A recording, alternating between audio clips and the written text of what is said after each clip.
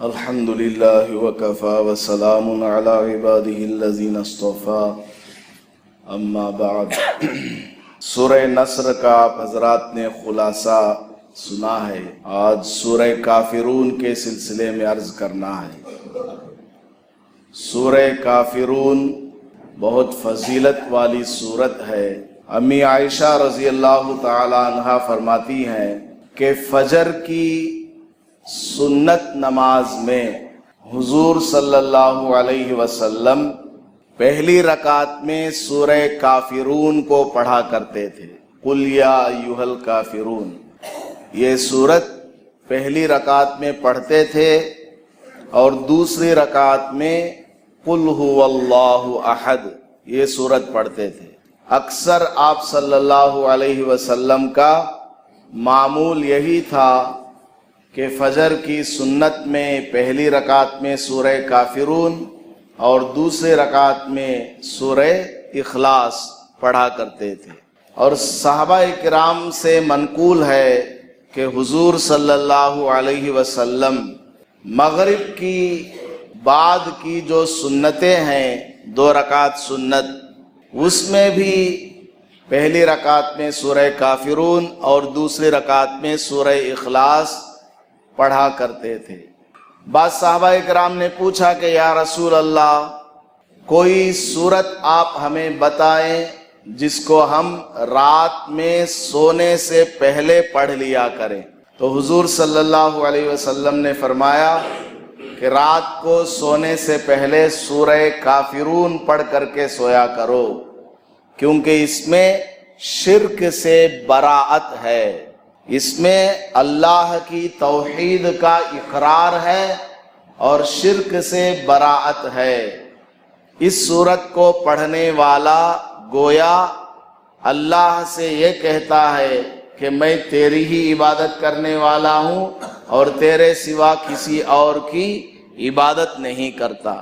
گویا شرک سے اس نے اپنے آپ کو بریء الذمہ کر لیا کہ میں شرک کرنے والا نہیں۔ حضرت جبیر بن مطعم رضی اللہ تعالی عنہ سے حضور صلی اللہ علیہ وسلم نے ایک مرتبہ ارشاد فرمایا، کیا میں تم کو ایسی صورتیں نہ بتاؤں کہ اگر تم ان کو سفر میں پڑھ لو گے تو اپنے سفر کے ساتھیوں میں سب سے زیادہ خوشحال رہو گے اور بامراد رہو گے، سفر کے اندر خوشحالی آئے گی، آرام ملے گا اور سفر کامیاب بھی ہوگا۔ تو حضرت جبیر رضی اللہ تعالی عنہ نے عرض کیا یا رسول اللہ ضرور بتا دیں۔ تو آپ نے فرمایا کہ قرآن کریم کی آخر کی 5 سورتیں پڑھ لیا کرو، سورہ لہب کو چھوڑ کر، تبت یدا ابی لہب اس کو چھوڑ کر باقی جو 5 سورتیں ہیں، یعنی سورہ کافرون ہے، اس کے بعد سورہ نصر ہے، اس کے بعد سورہ اخلاص ہے، اس کے بعد سورہ فلق ہے، اس کے بعد سورہ ناس ہے۔ ان 5 سورتوں کو پڑھا کرو۔ کس طرح پڑھنا؟ شروع میں بھی بسم اللہ، آخر میں بھی بسم اللہ۔ اعوذ باللہ پڑھیں گے، اعوذ باللہ من الشیطان الرجیم، اس کے بعد بسم اللہ الرحمن الرحیم پڑھیں گے، اس کے بعد سورہ کافرون پڑھیں گے، پھر بسم اللہ الرحمن الرحیم پڑھیں گے اور سورہ نصر پڑھیں گے، پھر بسم اللہ الرحمن الرحیم پڑھیں گے اور سورہ اخلاص پڑھیں گے، پھر بسم اللہ الرحمن الرحیم پڑھیں گے اور سورہ فلق پڑھیں گے، پھر بسم اللہ الرحمن الرحیم پڑھیں گے اور سورہ ناس پڑھیں گے، پھر آخر میں بسم اللہ الرحمن الرحیم پڑھیں گے۔ تو شروع میں بھی بسم اللہ، آخر میں بھی بسم اللہ، اور ہر سورت کے شروع میں بھی بسم اللہ۔ تو حضور صلی اللہ علیہ وسلم نے یہ عمل بتایا۔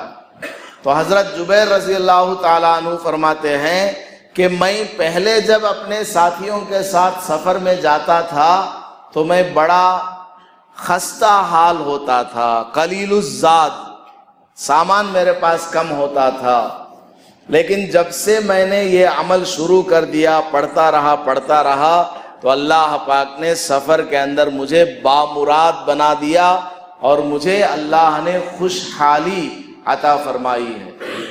تو ہم لوگ چونکہ سفر میں ادھر ادھر جاتے رہتے ہیں تو ان سورتوں کو ضرور پڑھنے کی عادت ڈالنی چاہیے۔ اور حضور صلی اللہ علیہ وسلم سفر میں جانے سے پہلے 2 رکعت نماز پڑھ کے جایا کرتے تھے، اور سفر سے واپس آتے تب بھی 2 رکعت پڑھ لیا کرتے تھے۔ تو یہ بھی عمل ہے، اور بھی بہت سارے اعمال ہیں سفر سے متعلق۔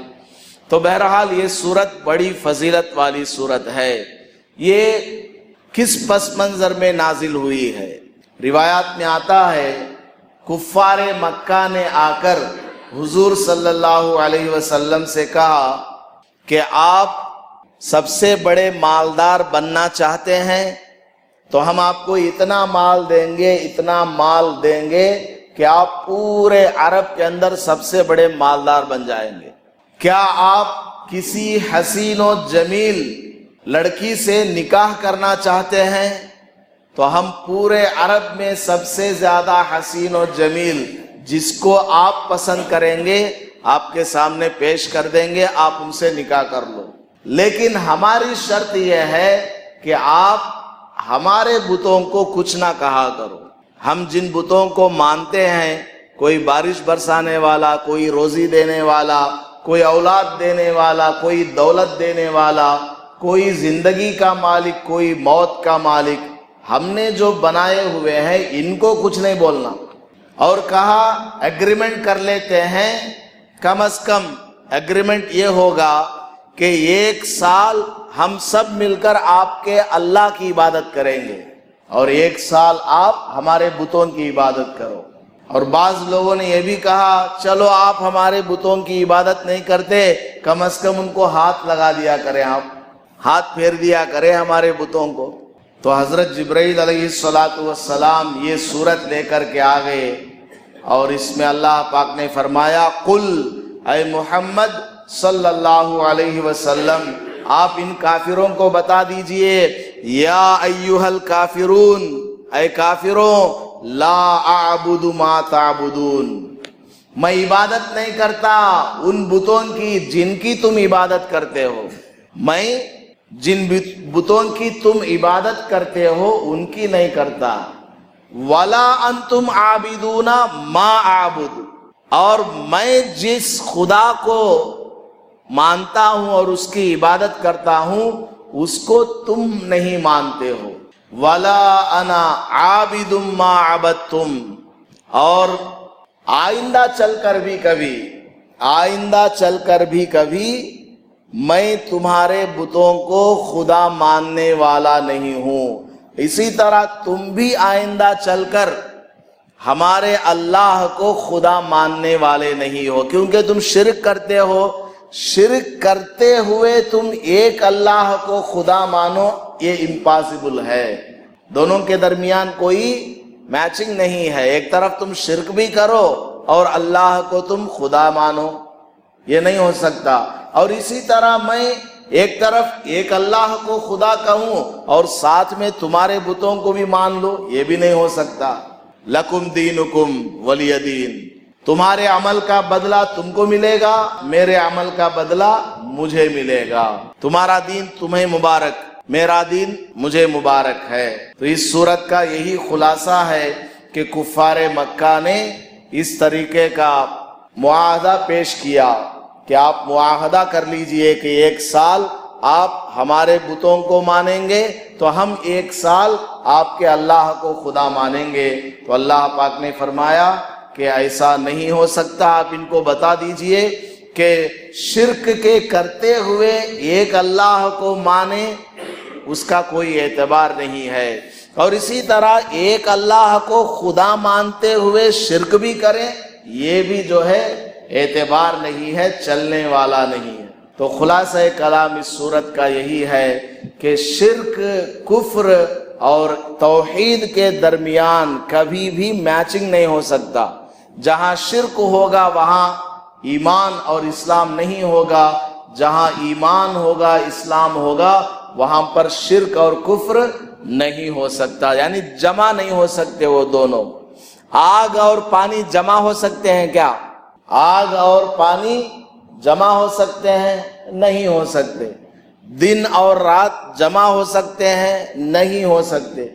इस तरह ईमान, तौहीद और शिर्क ये एक साथ जमा नहीं हो सकते हैं। इसलिए आप कह दीजिए कि मैं उन बुतों को खुदा नहीं मानता जिनको तुम मानते हो, और तुम भी अपने शिर्क में रहते हुए एक खुदा को मानो, ये भी नहीं हो सकता। ना अब हो सकता है, ना आइंदा चल करके हो सकता है, बल्कि तुमको क्या करना पड़ेगा? तमाम बुतों की नफी करो। इज्जत देने वाला भी अल्लाह है, जिल्लत का मालिक भी वही है, तमाम भलाइयों का मालिक भी वही है, तमाम बुराइयां सब कुछ उसी के कब्जे में है। मौत का वही मालिक, हयात का वही मालिक है, औलाद देने वाला वही है। तमाम कायनात का बस एक ही खुदा है, इसको मान लो। अगर नहीं मानते हो तो फिर लकुम दीनुकुम वलिय दीन, जो तुम अमल करोगे वो तुम्हारे साथ आएगा, और उसका जो बदला तुमको वहां मिलेगा, जहन्नम के अंदर सजा जो मिलेगी वो है। और मैं जिस दीन को दीन मानता हूँ, अमल करता हूँ, इसका बदला जन्नत अल्लाह तबारक व ताला मुझे दे देगा। अब यहाँ पर हमें चंद बातें समझने की हैं। वो क्या है कि कुफ्र का कोई काम हमें करने पर मजबूर किया जाए, कुफ्र का कोई काम हमें करने कहा जाए तो उसको नहीं करना, क्योंकि हम सब ईमान वाले हैं। ईमान के रहते हुए हम किसी कुफ्र के काम को करें, ये जायज नहीं है। हमारा ईमान निकल जाएगा, हम ईमान से खारिज हो सकते हैं। बाज़ सूरतों में खारिज हो सकते हैं, बाज़ सूरतों में नहीं हो सकते हैं। बहुत सारे मौके ऐसे आते हैं कि आदमी कुफ्र के कामों में मुब्तला हो जाता है, शिर्क का साथ देता है, शिर्क का अमल करता तो नहीं है, लेकिन शिर्क का जो काम हो रहा है उसको सपोर्ट करता है, तो गोया वो भी शिर्क में शामिल है। उलमाए किराम ने मसला लिखा है, अगर किसी जगह शिर्क का कोई काम हो रहा है और आदमी खड़े होकर उसको देख रहा है, शिर्क के काम को जो भी हो रहा है उसको खड़े होकर के देख रहा है, तो ये भी नाजायज है। देखने वाले हैं तभी तो वो लोग कुछ कर रहे हैं। अगर कोई उनको पूछने वाला नहीं, देखने वाला नहीं, तो फिर वो करेंगे क्यों? चंद दिन करेंगे, 1 साल करेंगे, 2 साल करेंगे, फिर क्या होगा? छोड़ देंगे। तो हमारा काम क्या है? ऐसे कामों को सपोर्ट नहीं करना, बिल्कुल सपोर्ट नहीं करना। अगर सपोर्ट करेंगे तो हम भी उस शिर्क में मुब्तला हो रहे हैं, हमें भी उनके बराबर गुनाह मिलेगा, शिर्क का गुनाह हमें मिलेगा। तो बहरहाल इस सूरत से हमको एक सबक ये मिला है कि जहां पर कुफ्र का या शिर्क का काम करने को कहा जाए उसमें हरगिज मानना नहीं है। मानेंगे तो फिर हम भी क्या हो जाएंगे?